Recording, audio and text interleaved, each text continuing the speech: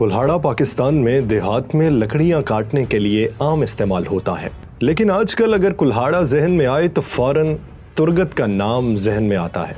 देरीलियस Ertugrul के इस मशहूर किरदार ने न सिर्फ पाकिस्तान बल्कि दुनिया भर में शायकीन को अपना दीवाना कर दिया है। तुरगत का कुल्हाड़ा चलाने के अंदाज ने सबको अपने सहर में जकड़ लिया है।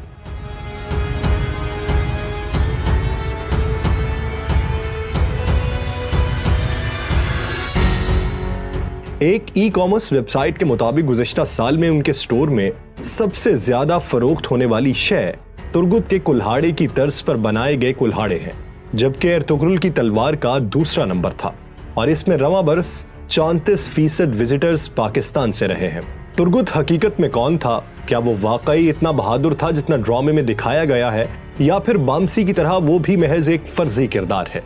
तुरगत की असल कब्र कहाँ है और एर्तुगरुल के मकबरे के बाहर मौजूद कब्र की क्या असलियत है? ये सब जानने के लिए वीडियो मुकम्मल देखिए और खिलाफत उस्मानिया की बुनियाद बनने वालों के बारे में असल तारीख जानने के लिए। तुरगत एक अजीम जंगजू, सिपाही और मुदब्बर हुक्मरान था जिसने करीबन 36 साल एक शहर पर हुक्मरानी की। ये शहर था अनागोल, जो कि तुर्की का मशहूर शहर है, लेकिन ये शहर या हुक्मरानी आसानी से नसीब नहीं हुई थी और इस शहर की हुक्मरानी से कबल 90 साल तक एक तवील जिद्दोजहद थी जो तुरगत ने सुलेमान शाह, एर्तुगरुल गाजी, उस्मान गाजी और फिर औरहान गाजी के साथ मिलकर की। तुरगत 1200 में सल्जूकी सुल्तान रुकनुद्दीन सुलेमान के दौर में पैदा हुआ। उसकी जाए पैदाइश पर मुअर्रिखीन का इत्तफाक नहीं है। तुरगत का ताल्लुक काई कबीले से था। उसके वालिदैन की वफात के बाद काई कबीले के सरदार सुलेमान शाह की बीवी ने उसकी परवरिश की। वह एर्तुगरुल गाजी का बचपन का दोस्त था। एक ही घर में दोनों परवान चढ़े। तुरगत ने जंगी महारत और तीर अंदाजी की तरबियत सुलेमान शाह से हासिल की, लेकिन तुरगत ने लड़ाई के लिए रिवायती अंदाज यानी तलवार से लड़ाई की बजाय कुल्हाड़े का इस्तेमाल किया।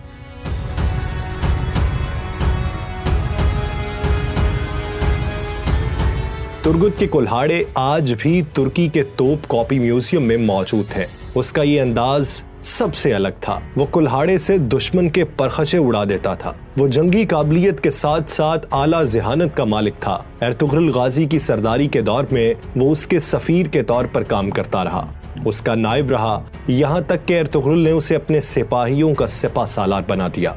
इस ओहदे का कितना हकदार था, इस बात का अंदाजा इस बात से लगा लें कि एर्तुगरुल से लेकर औरहान गाजी तक सल्तनत उस्मानिया के 3 हुक्मरानों की फौज का सिपा सालार तुरगत था। अनागोल की फतह के बाद वो अनागोल का हुक्मरान बन गया था, लेकिन इसके बावजूद औरहान गाजी ने बाज़ंतीनियों से जंग के दौरान उसे ही फौज का सिपा सालार मुकर्रर किया। तुरगत एर्तुगरुल के साथ मिलकर सल्जूक सल्तनत के लिए लड़ता रहा। सुल्तान अलाउद्दीन कैक़बाबाद जितना भरोसा एर्तुगरुल पर करता था, एर्तुगरुल के नायब के तौर पर तुरगत पर भी वो उतना ही एतमाद करता था। सल्जूकों के बाद उस्मानियों से वफादारी में भी तुरगत ने कोई कसर उठा न रखी थी। सलीबियों के खिलाफ एर्तुगरुल के साथ मिलकर बहुत सी मुहिमात में तुरगत ने अपने बहादुरी के जौहर दिखाए। तुरगत उन चंद लोगों में शामिल था जिन्होंने एर्तुगरुल के साथ सोगोत की जानिब हिजरत की थी। सोगोत में मुतअद्दिद लड़ाइयों में वो एर्तुगरुल के शाना बशाना लड़ता रहा। एर्तुगरुल के बेटे उस्मान गाजी ने जब बोरसा पर पहला हमला किया तो तुरगत उसकी फौज का सिपा सालार था। सल्जूक हुकूमत के खात्मे के बाद सल्तनत उस्मानिया की बुनियाद रखने वाले लोगों में तुरगत का किरदार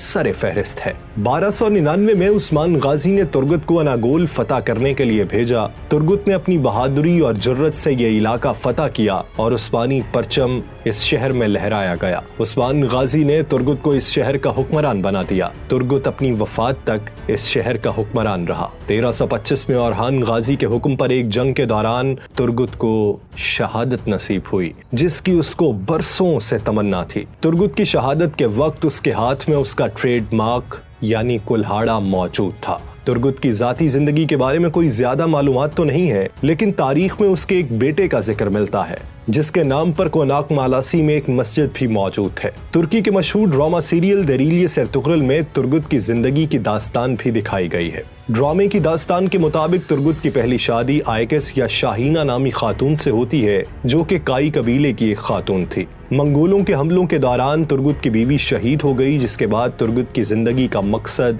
सिर्फ और सिर्फ एर्तुगरुल की खातिर लड़ना ही था। एर्तुगरुल ने उसे सलीबियों के कले में जासूसी के लिए भेजा, जहां वो पकड़ा गया। सलीबियों ने उस पर मजालिम के पहाड़ तोड़ दिए, लेकिन उसने हिम्मत न हारी और अपनी जिहानत और हिम्मत से उनके चुंगल से निकल आया। एर्तुगरुल ने तुर्गुत को सिपा सालार बनाया तो तुर्गुत सिपाहियों के साथ साथ दीगर मामलात में भी एर्तुगरुल की मदद करने लगा। एर्तुगरुल ने एक दुश्मन कबीले से जंग से बचने के लिए उस कबीले के सरदार की बेटी से तुर्गुत का निकाह करवा दिया। तुर्गुत की यह बीवी एस्लहान खातून थी। एस्लहान खातून के वालिद और भाइयों के इंतकाल के बाद वो कबीले की सरदार बन गई, लेकिन अंदरूनी और बैरूनी दुश्मनों का मुकाबला करने में उसको दुश्वारी का सामना करना पड़ा, जिस पर एर्तुगरुल ने, जो कि उस इलाके का सरदार आला था, उस कबीले का सरदार तुर्गुत को बना दिया। बाज़ंतीनियों से एक जंग के दौरान तुर्गुत की गैर मौजूदगी में एस्लहान खातून अपने बाप और भाई की मौत का इंतकाम लेने के लिए कूनिया चली गई, जहां सादुद्दीन कोपिक के हाथों शहीद हो गई। एस्लहान से तुर्गुत को वालिहाना मोहब्बत थी।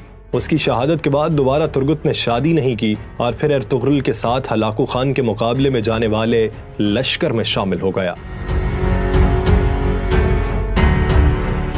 जैसा कि हमने आपको बताया कि एर्तुगरुल के बाद उस्मान गाजी और अरहान गाजी के दौर में तुर्गुत जिंदा रहा था, लेकिन कुरलुस उस्मान में अभी तक तुर्गुत का किरदार नहीं दिखाया गया। देरिलियस एर्तुगरुल में तुर्गुत का किरदार चंगेज कोस्कन ने अदा किया है।